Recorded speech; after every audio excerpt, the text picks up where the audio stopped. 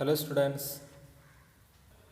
In the previous class we discussed about the Sultanate dynasty.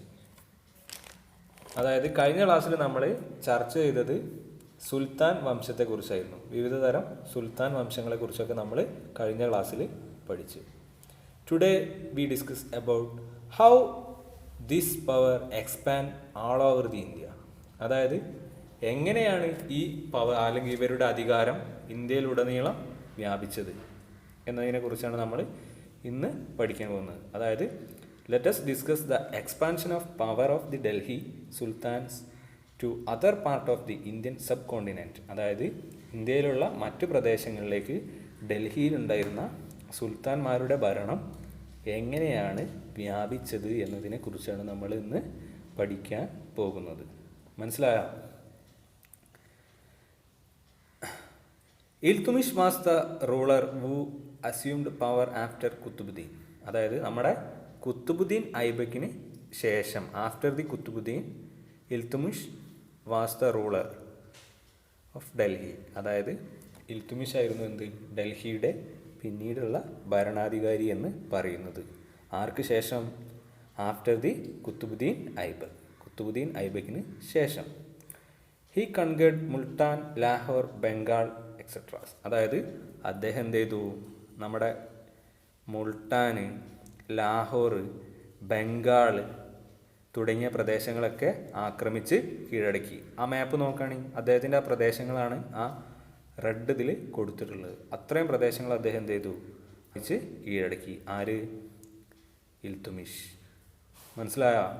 അതായത് Iltutmish attack Multan, Lahore, Bengal etcetera തുടങ്ങിയ പ്രദേശങ്ങളൊക്കെ ഇൽതുമിഷ് എന്ത് ചെയ്തു? അറ്റാക്ക് ചെയ്ത് കീഴടക്കി, അല്ലെങ്കിൽ ആക്രമിച്ച് കീഴടക്കി. He introduced a uniform monetary system in the regions under his control. അതായത് അദ്ദേഹത്തിൻ്റെ കൺട്രോളിലുള്ള അല്ലെങ്കിൽ അദ്ദേഹത്തിൻ്റെ കീഴിലുള്ള അദ്ദേഹത്തിൻ്റെ കൺട്രോളിലുള്ള പ്രദേശങ്ങളിൽ അദ്ദേഹം എന്ത് ചെയ്തു? He introduce a uniform monetary system. ഒരു ഏകീകൃത നാണയ വ്യവസ്ഥ. അതായത് അവിടെ പൊതുവായിട്ടുള്ള ഒരു നാണയ വ്യവസ്ഥ. നമുക്ക് ഇന്ന് ഇന്ത്യക്ക് പൊതുവായിട്ട് എന്തുണ്ട്? ഒരു നാണയല്ലേ? അതേതാണ്? രൂപ അല്ലേ? രൂപയല്ലേ നമ്മുടെ നാണയം എന്ന് പറയുന്നത് അല്ലേ? അതുപോലെ അദ്ദേഹത്തിൻ്റെ കീഴിലുള്ള പ്രദേശങ്ങളിൽ അന്ന് ആ കാലഘട്ടത്തിൽ രൂപ ഉണ്ടോ? ഇല്ല. രൂപയൊക്കെ നമുക്ക് സ്വാതന്ത്ര്യം ലഭിച്ചതിന് ശേഷമാണ് വരുന്നത് അല്ലേ? അപ്പോൾ അത്തരത്തിൽ എന്ത് ചെയ്തു? അദ്ദേഹത്തിൻ്റെ കീഴിലുള്ള പ്രദേശങ്ങളിലൊക്കെ എന്ത് ചെയ്തു? ഇദ്ദേഹം ഒരു നാണയ വ്യവസ്ഥ ഏർപ്പെടുത്തി. Tanka and jital were the newly introduced coin. Tanka എന്നും ജിതൽ എന്നും പറഞ്ഞിട്ടുള്ള രണ്ട് കോയിൻ എന്ത് ചെയ്തു? അദ്ദേഹം ഇൻട്രൊഡ്യൂസ് ചെയ്തു.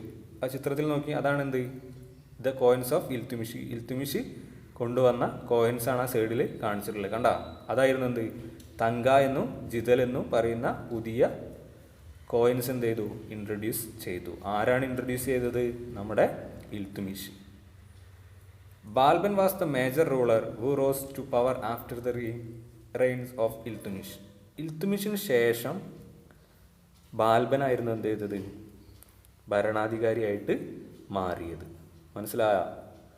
ഇത്രയും കാര്യങ്ങളാണ് നമുക്ക് ആദ്യത്തെ ഇതിൽ പഠിക്കാനുള്ളത്.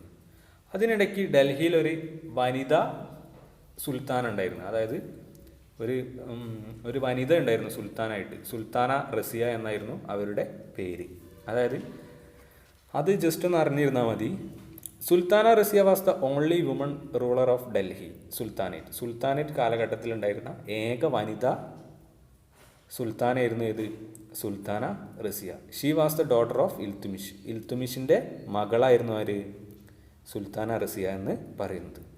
She lost her power on to the protest from some nobles. അദ്ദേഹത്തിന് അവർക്ക് എന്ത് ചെയ്തു? ചില പ്രഭുക്കന്മാരുടെ എതിർപ്പിനെ തുടർന്ന് എന്ത് ചെയ്തു? അവരുടെ അധികാരം നഷ്ടപ്പെട്ടു. ഇത്രയും കാര്യങ്ങളാണ് നമുക്ക് ഫസ്റ്റ് ഇതിൽ പഠിക്കാനുള്ളത്. അപ്പോൾ ഇൽതുമിഷിൻ്റെ ഭരണമാണ് ഇൽതുമിഷ് കൊണ്ടുവന്ന കാര്യങ്ങളാണ് നമ്മൾ പറഞ്ഞത്. കുത്തുബുദ്ദീൻ ഐബക്കിന് ശേഷം വന്ന ഭരണാധികാരിയാണ് ആര്? ഇൽതുമിഷ്. അദ്ദേഹം എന്ത് ചെയ്തു? മുൾട്ടാൻ, ലാഹോർ, ബംഗാൾ തുടങ്ങിയ പ്രദേശങ്ങൾ ആക്രമിച്ച് കീഴടക്കി. He introduce a uniform monetary system. അതിൻ്റെ ഫലമായിട്ട് എന്ത് ചെയ്തു? Tanka and jital were the newly introduced coins. അദ്ദേഹം കൊണ്ടുവന്ന കോയിൻസ് ആയിരുന്നു ഏതൊക്കെ? തങ്ക ആൻഡ് ജിതൽ. അടുത്തതായിട്ട് നമുക്ക് പറയാനുള്ളത് ദ എക്സ്പാൻഷൻ ഓഫ് സുൽത്താനേറ്റ്, അതായത് സുൽത്താൻ വംശത്തിൻ്റെ സൽത്താനത്തിൻ്റെ വ്യാപനം അല്ലെങ്കിൽ സുൽത്താൻ വംശത്തിൻ്റെ വ്യാപനം എങ്ങനെയായിരുന്നു എന്നുള്ളതാണ്. The Khalji dynasty succeeded the Mamluk dynasty. Mamluk വംശത്തെ തുടർന്നിട്ട് അധികാരത്തിലെത്തിയത് ആരായിരുന്നു? ഗൽജി വംശമായിരുന്നു. നമ്മൾ ആ ഓർഡറൊക്കെ പഠിച്ചു കഴിഞ്ഞില്ലേ? ഏതായിരുന്നു ഫസ്റ്റ്? മംലുക് വംശം, പിന്നെ ഗൽജി വംശം, തുഗ്ലക് വംശം, സയ്യിദ് വംശം, ലോധി വംശം തുടങ്ങിയ ഡൈനസ്റ്റികളായിരുന്നു എവിടെ ഭരിച്ചിരുന്നത്? നമ്മുടെ ഡൽഹി ഭരിച്ചതെന്ന് പറഞ്ഞു. അങ്ങനെ ഗൽജി ഡൈനസ്റ്റിക്ക് ശേഷം വന്നത് ആരായിരുന്നു? മംലുക് ഡൈനസ്റ്റി ആയിരുന്നു. Alauddin Khalji was the most prominent among the Khalji rulers. നമ്മൾ പറഞ്ഞു എന്താണ്? Alauddin Khalji was the most prominent അല്ലെങ്കിൽ important ruler of Khalji dynasty. Khalji വംശത്തിലെ പ്രധാന ഭരണാധികാരി എന്ന് പറയുന്ന ആരായിരുന്നു? അലാവുദ്ദീൻ ഗൽജി ആയിരുന്നു. നമ്മൾ ആ പേരുകൾ, ആ ഓരോ വംശത്തെക്കുറിച്ചിട്ടും അതിലുള്ള രാജാക്കന്മാരെ കുറിച്ചിട്ടൊക്കെ അല്ലെങ്കിൽ സുൽത്താൻമാരെ കുറിച്ചിട്ടൊക്കെ പഠിച്ചു കഴിഞ്ഞതാണ്. അപ്പോൾ നമ്മൾ പഠിച്ചതാണ് എന്ത്? അലാവുദ്ദീൻ ഗൽജിയുടെ വംശം ഏതാണെന്ന്. ഏതായിരുന്നു? ഗൽജി വംശം, ഗൽജി ഡൈനസ്റ്റി ആയിരുന്നു അല്ലേ? It was during his reigns that the south and west regions of India came under Delhi sultan. അതായത് അദ്ദേഹത്തിൻ്റെ ഭരണകാലഘട്ടത്തിൽ എന്ത് ചെയ്തു? South and west regions of India came under the Delhi sultanate. അദ്ദേഹത്തിൻ്റെ കീഴിൽ എന്ത് ചെയ്തു? ഡൽഹി സുൽത്താൻമാരുടെ കീഴിൽ സൗത്ത് ആൻഡ് വെസ്റ്റ് ഏരിയ മുഴുവനായിട്ട് വന്നു. സൗത്ത് ആൻഡ് വെസ്റ്റ് കാരണം എന്താണ്? നമ്മുടെ ഇന്ത്യയുടെ തെക്ക് മേഖലയും വടക്ക് മേഖലയൊക്കെ എന്ത് ചെയ്തു? തെക്ക് മേഖലയും പടിഞ്ഞാറ് മേഖലയൊക്കെ എന്ത് ചെയ്തു? സുൽത്താൻമാരുടെ കീഴിലായിട്ട് മാറി. ഈ മേഖല മുഴുവനായിട്ട് എന്ത് ചെയ്തു? സുൽത്താൻ വംശത്തിൻ്റെ കീഴിലായിട്ട് മാറി. ഏത് സുൽത്താൻ്റെ? നമ്മുടെ അലാവുദ്ദീൻ ഖിൽജിയുടെ കീഴിലായി മാറി. Gujarat was the first region that came under control. ഈ മാപ്പിൽ നോക്കി ഗുജറാത്ത് എവിടെയെന്ന് നിങ്ങൾക്ക് കണ്ടുപിടിക്കാൻ പറ്റുമോ? ഗുജറാത്ത് കണ്ടോ? ഈ മേഖലയാണ് എന്ത്? ഗുജറാത്ത്. അതാണെന്ത്? ആദ്യമായിട്ട് അലാവുദ്ദീൻ ഖിൽജിയുടെ കീഴിലായിട്ടുള്ള പ്രദേശം. Gujarat was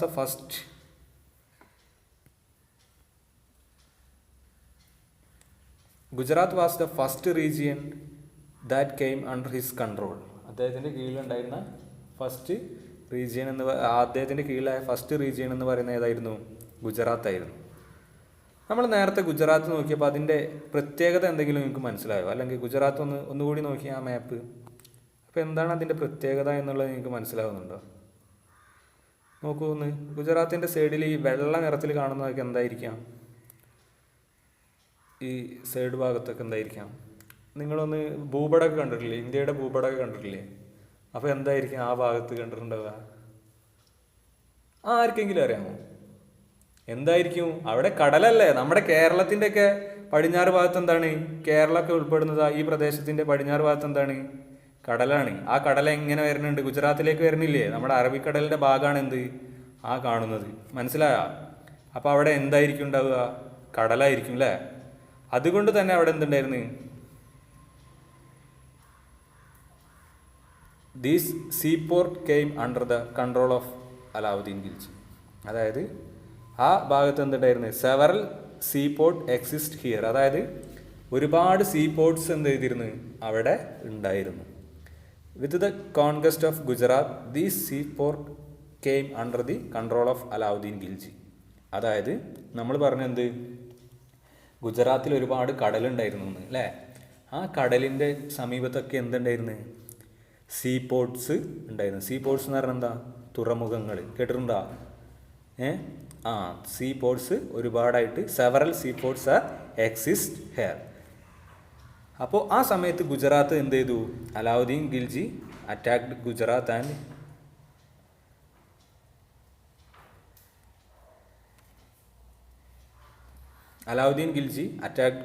and that under his control. അദ്ദേഹത്തിൻ്റെ കൺട്രോളായിട്ട്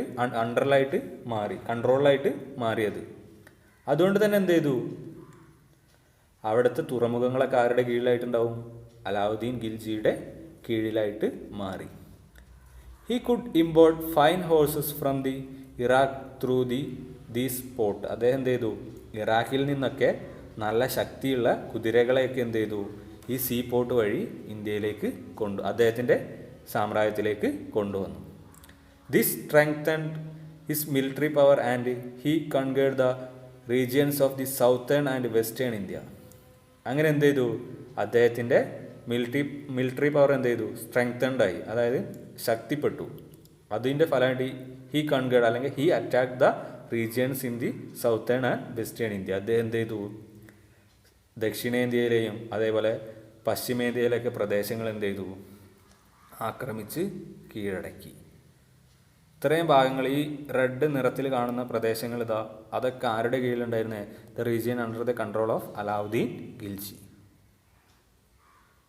ഇത്രയും കാര്യങ്ങൾ മനസ്സിലാക്കണം. അതാണ് നമ്മൾ ഇന്ന് പഠിച്ചത്. അതായത് ഇന്ന് നമ്മൾ പറഞ്ഞ കാര്യങ്ങൾ ഇത്രയായിരുന്നു. The Khalji dynasty succeeded the Mamluk dynasty. Mamluk ഡൈനസ്റ്റിക്ക് ശേഷം വന്ന ഏതായിരുന്നു? ഖിൽജി വംശമായിരുന്നു. Alauddin Khalji was the most important ruler of Khalji dynasty. It was during his reigns that the south and west region of India came under the Delhi sultanate. അദ്ദേഹത്തിൻ്റെ കീഴിൽ എന്ത് ചെയ്തു, നമ്മുടെ ദക്ഷിണേന്ത്യയും അതേപോലെ വെസ്റ്റേൺ ഇന്ത്യ എന്ത് ചെയ്തു, അദ്ദേഹത്തിൻ്റെ കീഴിലായി. അദ്ദേഹം ഫസ്റ്റ് അറ്റാക്ക് ചെയ്ത് എവിടെയായിരുന്നു? Gujarat was the first region of that came under his control. അദ്ദേഹത്തിൻ്റെ കീഴിൽ വന്ന ഫസ്റ്റ് റീജിയൻ എന്ന് പറയുന്നത് ഏതാണ്? ഗുജറാത്ത് ആയിരുന്നു. അതായത് ഗുജറാത്താണ് അദ്ദേഹം ആദ്യമായിട്ട് ആക്രമിച്ച് കീഴടക്കിയത്. കാരണം എന്താ? ഗുജറാത്തിൽ ഒരുപാട് സീ പോർട്സുകൾ ഉണ്ടായിരുന്നു. അതായത് they have several sea ports. അദ്ദേഹം അതുകൊണ്ട് തന്നെ എന്ത് ചെയ്തു, ആ തുറമുഖങ്ങൾ വഴി എന്ത് ചെയ്തു, ഇറാഖിൽ നിന്നൊക്കെ കുതിരകളെയൊക്കെ കൊണ്ടുവന്നിട്ട് എന്ത് ചെയ്തു, തൻ്റെ മിലിറ്ററി പവർ എന്ത് ചെയ്തു, സ്ട്രെങ്തൻ ചെയ്തു, അതായത് ശക്തിപ്പെടുത്തി. പിന്നീട് അദ്ദേഹം എന്ത് ചെയ്തു, ഈ മിലിറ്ററി ശക്തിയൊക്കെ ഉപയോഗിച്ചുകൊണ്ട് വെസ്റ്റേൺ ആൻഡ് സൗത്തേൺ റീജിയൻസ് എന്ത് ചെയ്തു, ആക്രമിച്ച് കീഴടക്കി. ഇത്രയും കാര്യങ്ങളാണ് നമുക്ക് ഇന്ന് പഠിക്കാനുള്ളത്. എന്തെങ്കിലും സംശയം ഉണ്ടെങ്കിൽ ചോദിക്കുക.